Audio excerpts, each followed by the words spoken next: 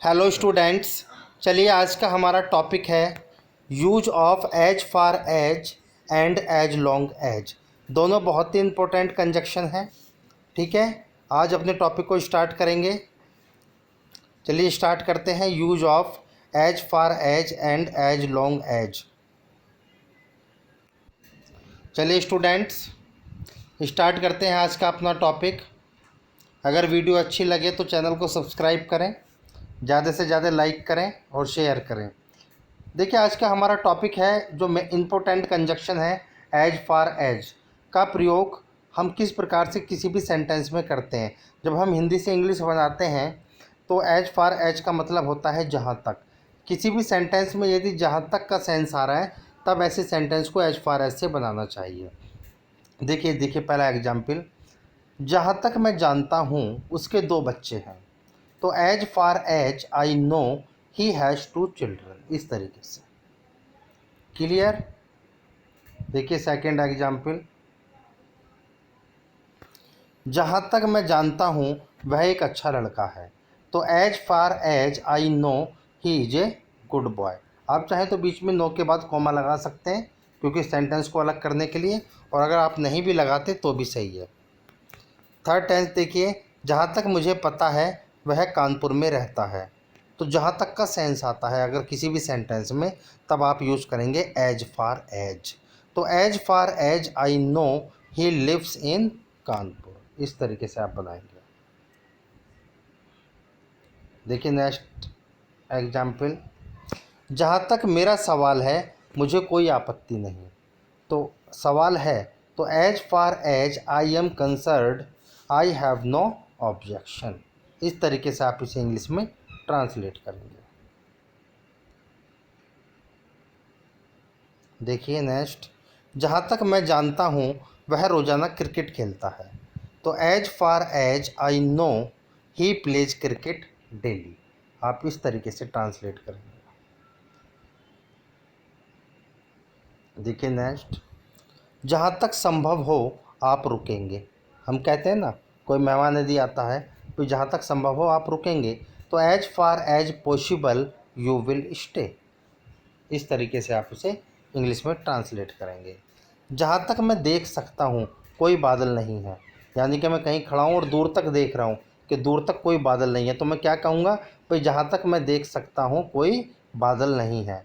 तो as far as I can see there is no cloud. इस तरीके से आप चाहें तो बीच में कोमे का यूज़ कर सकते हैं। चलिए ये हमारा कंजक्शन था as far as. Next conjunction students, as long as. देखिए अगर हम एज लॉन्ग एज की बात करें तो एक कंजक्शन होता है हमारा as soon as.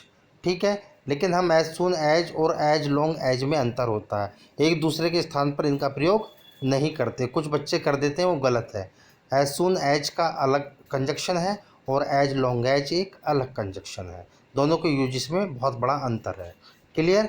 As long as की अगर बात की जाए तो इसका हिंदी अर्थ होता है बेशर्ते या फिर जब तक के सेंस में इसका प्रयोग किया जाता है। चलिए एग्जाम्पल के माध्यम से देखते हैं, ज़्यादा क्लियर होगा। जैसे जब तक तुम रेंट दोगे तुम यहाँ रह सकते हो, यानी कि देखिए जब हम एज लॉन्ग एज की बात करते हैं ना तो ये कंडीशन बताता है। क्या बताता है स्टूडेंट? कंडीशन। ये कंडीशन बताता है। क्लियर।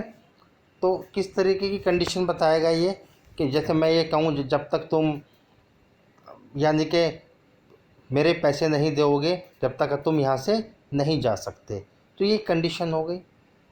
तो इसी प्रकार से हम एज लॉन्ग एज का प्रयोग कंडीशन के हिसाब से करते हैं।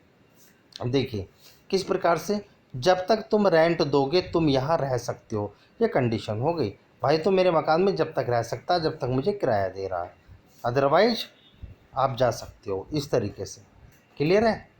आप इसे इंग्लिश में कैसे ट्रांसलेट करेंगे? एज लॉन्ग एज यू पे the rent you can stay here. इस तरीके से ठीक है ना।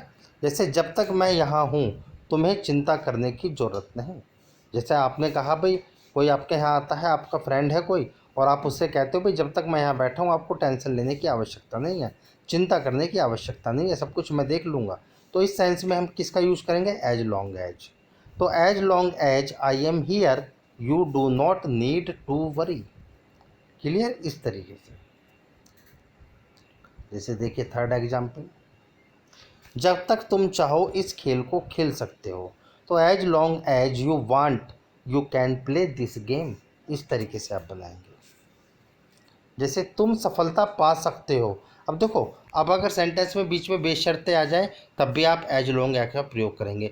ऐसा नहीं है कि किसी भी सेंटेंस में एज लॉन्ग एज का प्रयोग केवल स्टार्टिंग में होता है, आप चाहे तो इसे बीच में भी यूज़ कर सकते हैं। जैसे तुम सफलता पा सकते हो बेशर्त तुम कठिन मेहनत करो। ये कंडीशन है कि तुम सफलता पा सकते हो बेशर्त तुम कठिन मेहनत करो, यानी कि कंडीशन के लिए एज लॉन्ग एज का प्रयोग किया जाता है। जैसे you can get success as long as बेशर्त यू वर्क हार्ड। इस तरीके से आप इसे इंग्लिश में ट्रांसलेट करेंगे। जैसे देखिए नेक्स्ट, वह मेरी बाइक ले सकता है बेशर्त वह सावधानी से चलाए। तो he can take my bike as long as he drives carefully. इस तरीके से आप इसे इंग्लिश में बनाते हैं।